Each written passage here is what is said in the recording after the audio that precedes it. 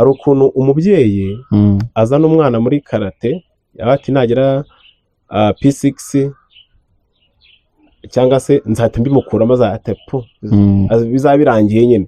Hari ukuntu nyine aba yaramuzanye kwa ngo bimwokipiga no gusa nagira P6 azahita bisoze yigendere. Ariko mu by'ukuri wa mwana ni abagiye none muri cya cyiciro rumbajije kigorana pe, kuko nanjye iyo karate itamfata kiragiye segonderi, ariko bundi nariko inshuti zanjye rwose nyinshi rwose zanywaga itabi, zanywaga nyine inzoga zikaze rwose, ariko ngiye kubera karate ati nyine nako byose byikora ntabwo nari kubikora nyine ibyo ngibyo nyine.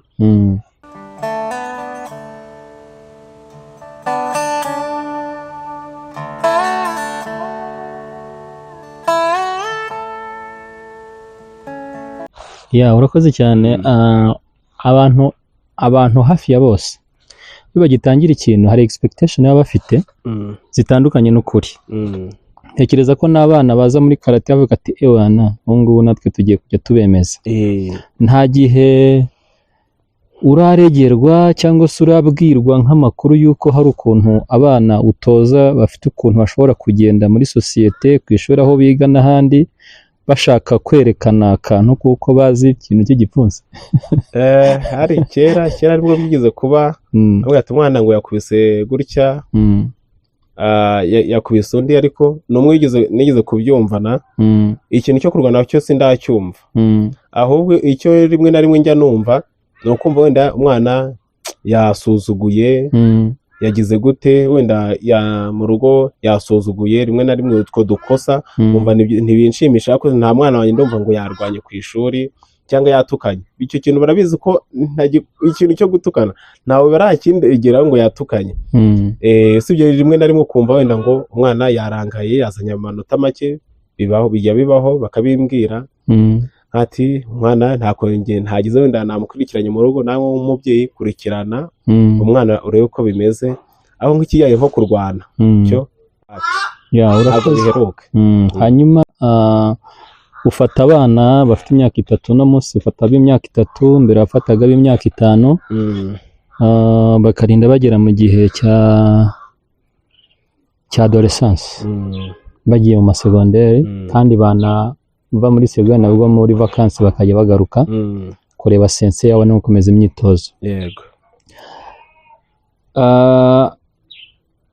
Mu bigendanye n'uburezi n'uburere ku isi hose, abana bose bageze mu gihe cy'imyaka 12 n'itatu n'ine, mu n'igihe cya adolescence, bafite ukuntu bahindura imyitwarire, ndetse ukabona rwose batangiye no kugorana mu rugo, bakabona batangiye gusa n'abatumvira, ku ishuri ugasanga nibo batangiye kugira amadega, nibwo usanga benshi bageze mu wa 3 segonderi, kandi bari munsi yaho gatoya. Wowe urumva wabitangiye nk'umusore, anatubwiye uti sinigeze niga uburezi, ngo niga wenda psychology y'abana, ni creativity yanjye byanjemo kandi ndabikunda.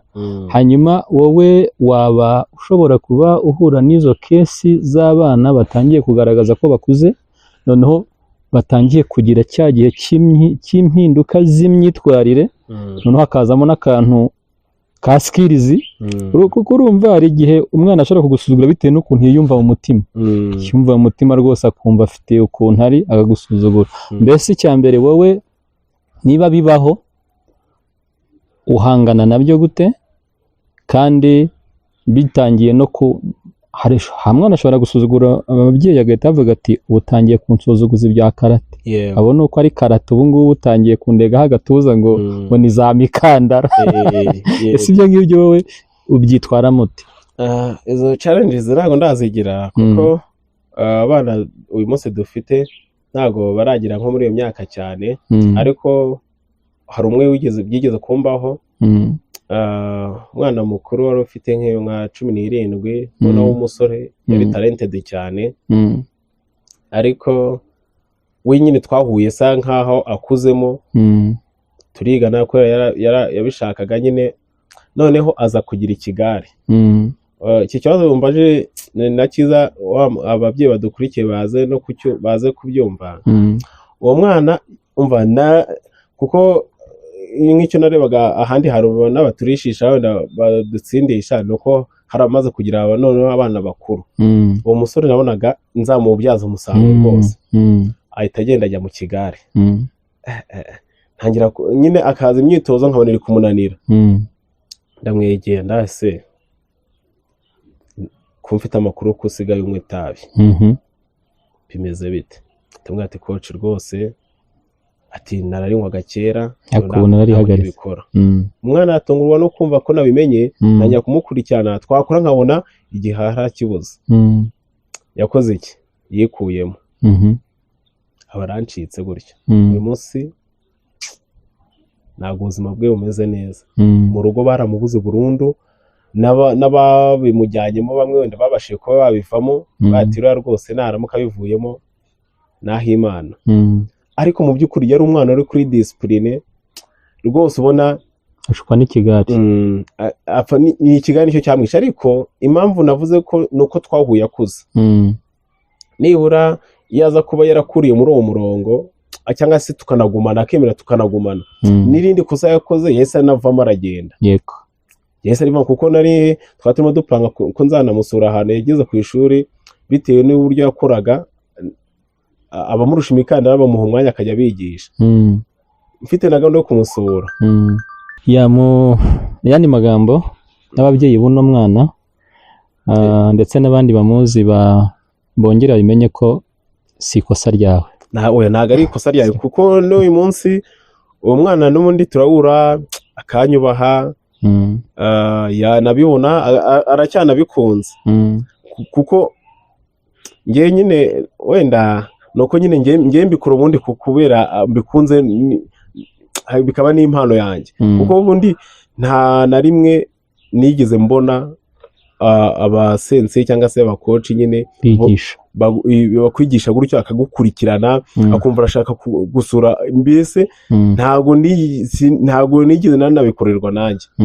Ariko ngewe nyine ndacyari umujene, ndacyari muto nyine, ku buryo nyine numva mbikunze ibintu ndimo, kandi nkumva mbana nifuza kubona nyine hari umuntu wahindutse kubera ngewe. Uwo mwana nyine niba basi sinzi nyine, ariko nyine ajya na stati akabona arabikunze, ashobora kuba anafite n'ipfunwe yo kuzagaruka, sinzi. Ariko urarangiye duhe na twazaganira, azagaruke ku mubyeyi. Ubwo rero icyo navuze ngo wambaje ikintu cyiza, hari ukuntu umubyeyi azana umwana muri karate, ati nagira P6 cyangwa se nzahita mbimukuramo azatepo bizaba birangiye nyine. Hari ukuntu nyine aba yaramuzanye kwa ngo bimwokipiga no gusa, nagira P6 azahita bisoze yigendere. Ariko mu by'ukuri wa mwana abagiye none muri cya cyiciro warumbajije kigorana pe, kuko nanjye iyo karate itamfata kiriya gihe segonderi, ariko ubundi nariko inshuti zanjye rwose nyinshi rwose zanywaga itabi, zanywaga nyine inzoga zikaze rwose. Ariko ngiye kubera karate ati nyine nako byose byikora, ntabwo nari kubikora nyine ibyo ngibyo nyine.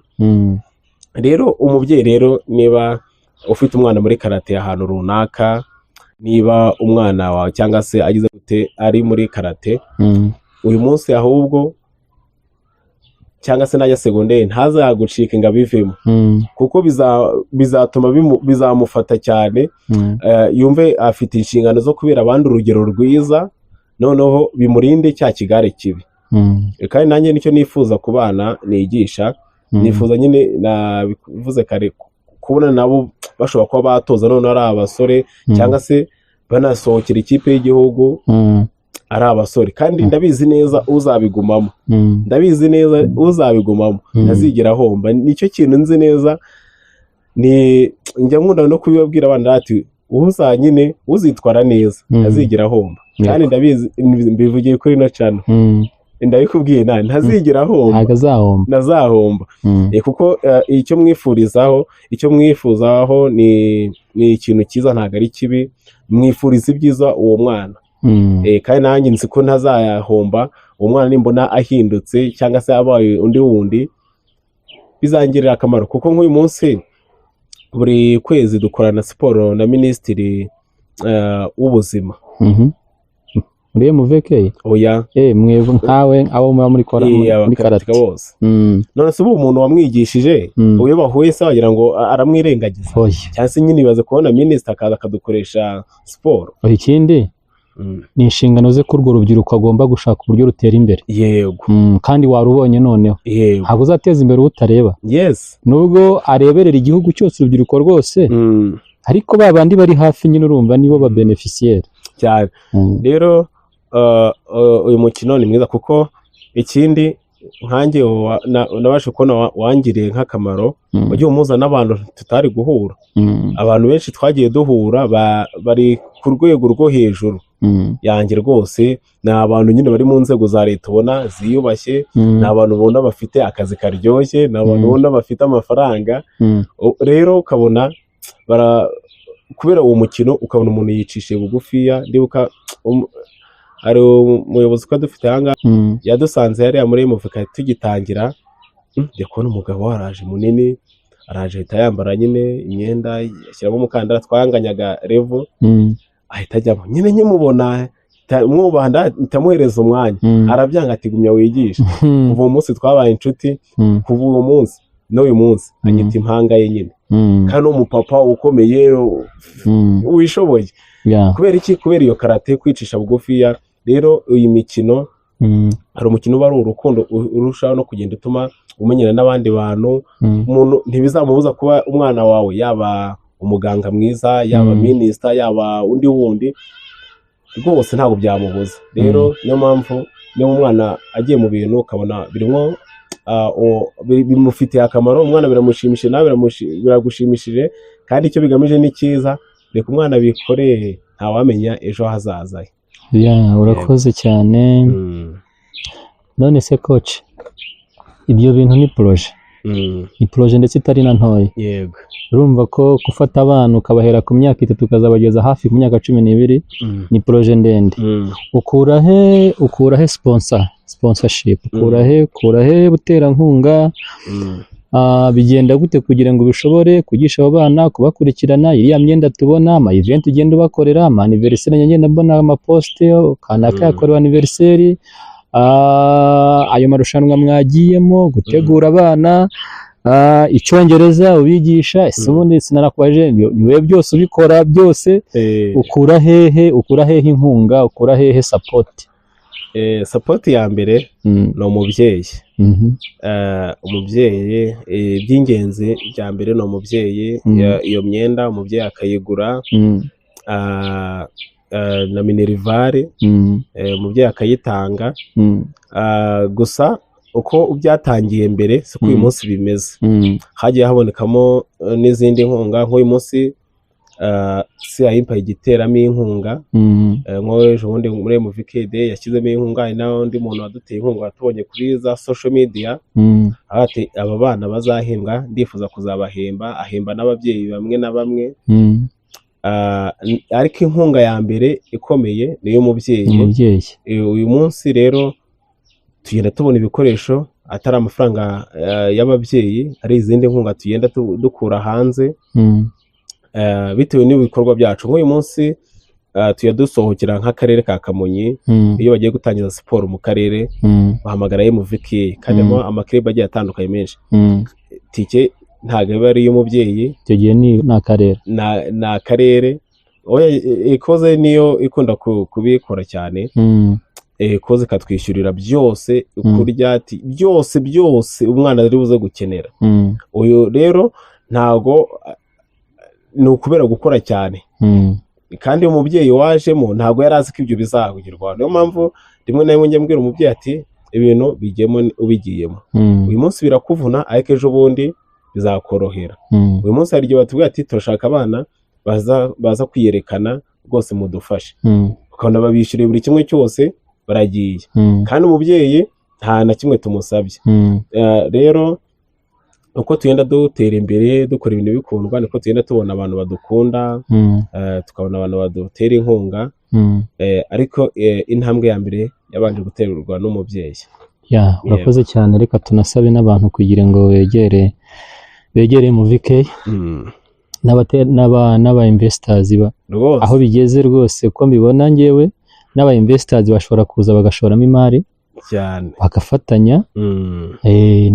N'abakeneye n'abafite ibigo bakeneye no kwamamaza bashobora kuza gakorana na MVK cyane rwose tugakora ibintu tukabamamariza, kubera ko ni umushinga umaze kugira intambwe kandi tunawusabira kugira ngo ukomeze wigire imbere, kandi dusaba buri muntu wese kuri iki kiganiro n'ubakurikirana bo kuri channel yabo ko yatanga iyo support. Haba uri mu Rwanda waba uri hanze, kuko social media nta hantu ikumirwa. Rwose utere inkunga iri shuri kuko rifite vision nziza kandi imeze neza.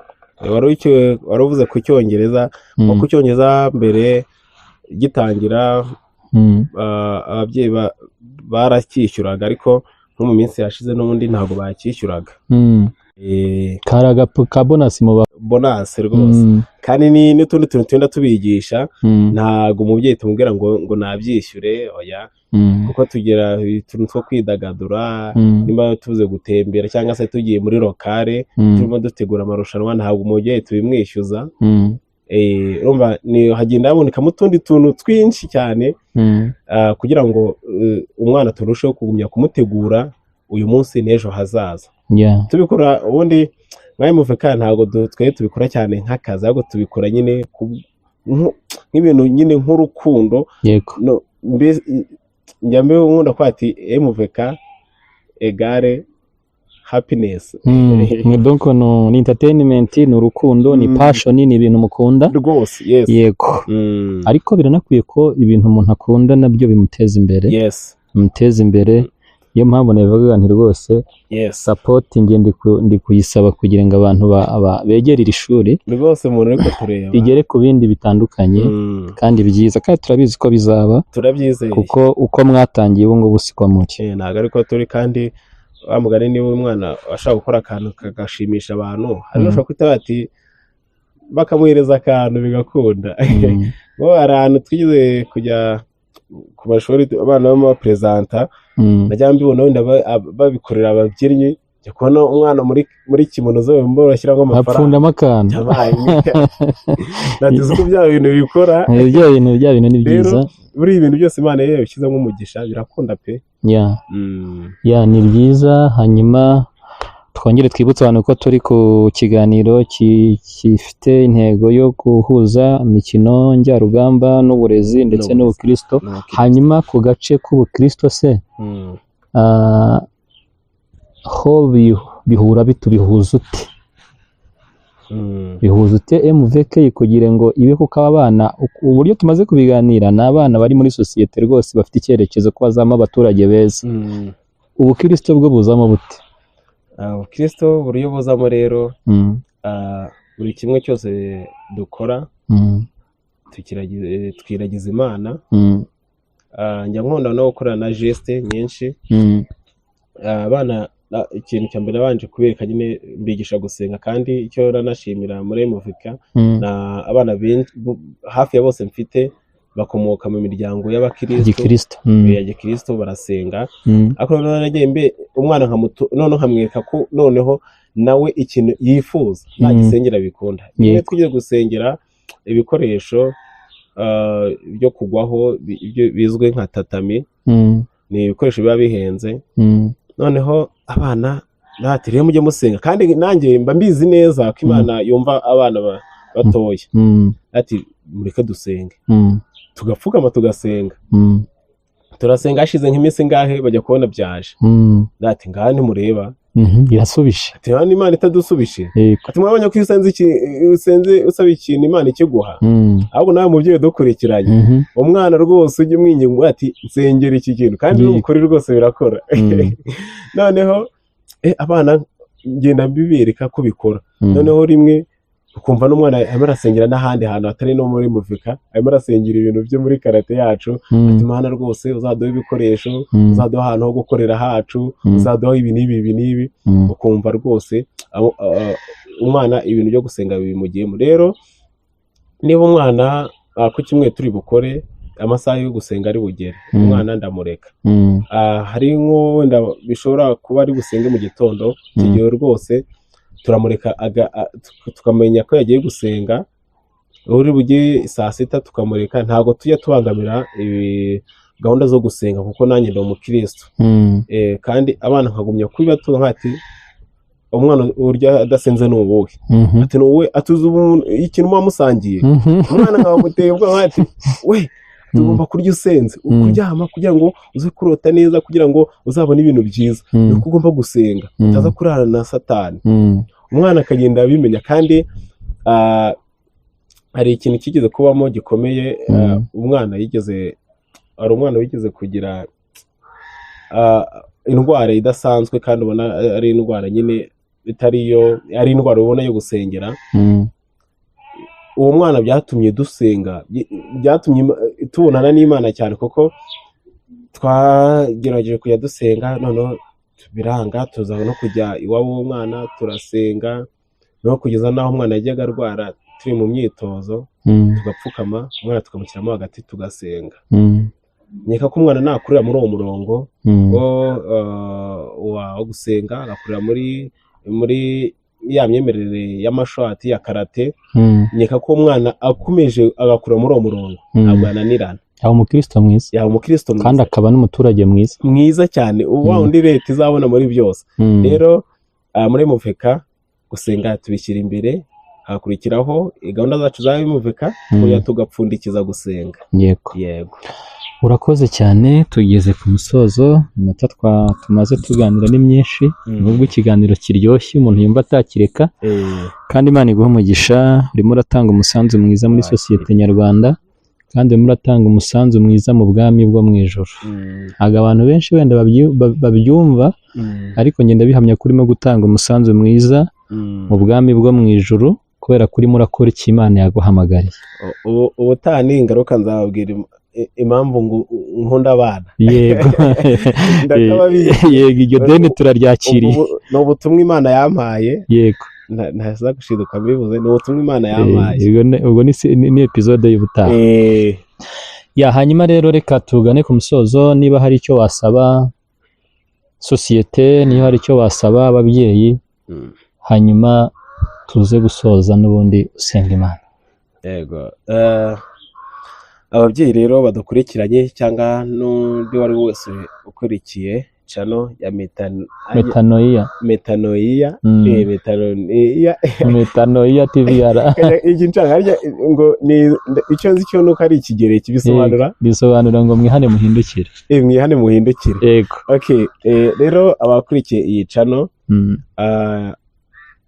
nizere ko ndi buze kubagiriraho umugisha, namwe mungiriraho umugisha, kandi twabisengeye. Umuntu wese ugejeje aka kanya kiri kureba kino kiganiro, kuri uyu munota ari kureba kino kiganiro, Imana yo mu ijuru imuha umugisha, kandi niba yizeye ni ukuri umugisha arawakira. Rero ikintu nabasaba mwebwe mudukurikiye ni uko abatuzi nka Muveka mwadushyigikira, n'abajyaga bumva ari imikino nyine ngo itari myiza cyangwa y'ububandi, ukaba wowe ubashije kugira amahirwe ukabisobanukirwa, uzasobanurire n'abandi ko iyi mikino ari imikino myiza, kandi nk'ayi Muveka dufite vision nziza, dufite ibyifuzo byiza ku bana banyu, kandi ari n'abacu. Rero ni uko mwadushyigikira, dushyigikire mu buryo bwo kudutera inkunga, yaba amasengesho n'uburyo buri financial, nabwo turabwakira. Ushobora no gukanda akanyenyeri. Yego rwose bibutse nimero. Niba agashyiraho rwose nzaza ahita bati abantu bazi ko burya ufite abantu beza, ufite abantu b'inshuti. 0782848452. Ongera uyivuge. 0782848452. Amazina ni Iragena Emile. Nzaza noneho hano kuri channel nana kamwati rwose wa muntu Imana iguha umugisha, igukubire kabiri. Rero no tabona inkunga y'amafaranga, isengesho rirakwiriye kandi bohereze n'abana rwose ni umugisha rwose kubana nawe muvika kandi ni umugisha kubana n'umwana wawe mubyeyi uri kudukurikirana mubohereze turabakira. Ikindi ushobora kudukurikirana no kuri Muviki School kuri YouTube, Facebook page, TikTok hose turahari na nimero yanjye nayibahaye niyo ngiyo. Rero mutuzanire abana tubigishe tubatoze inzira nziza yo mu buzima bwo ku ishuri bwo gusenga n'ubuzima bwo hanze, noneho umwana byose arabitozwa muri Muvika. Yego murakoze dusoze dusenga. Imana Mana tugushimiye kubanye natwe, watubanye natwe kuva ikiganiro gitangiye, ubabanye natwe kuva kugeza ikiganiro gisoje. Ni ukuri Data wera turagushimiye. Uwiteka uha umugisha wadukurikiye wese, uha umugisha iyi cano. No kuri Mwami Imana nagiye nsengera kenshi ibintu bigiye bitandukanye nkabona urabiduhaye. No kuri Mwami Imana nsenge iyi cano kugira ngo ibe y'umugisha. No kuri Uwiteka umuntu wese uyijeho ayigirireho umugisha, uwayikozeho ikiganiro ayigirireho umugisha, watanze ikiganiro wa hostinze ayigirireho umugisha. Kandi Uwiteka Mwami Imana n'uwaturebeye kuri screen ye, yaba ari televiziyo yaba ari telefoni ye, umuha umugisha. Reka Uwiteka ibiganiro Data wera twakoze bigere kure mu izina rya Yesu Kristo. Kandi Uwiteka ugumye kudushyigikira, ugumye gushyigikira iyi cano igere kure. Mwami Imana ni ukuri nitubona biri gukorwa, kandi Uwiteka tuzagumya gushima izina ryawe ko wabikoze. Tubisabye twizeye kandi twizeye, amen.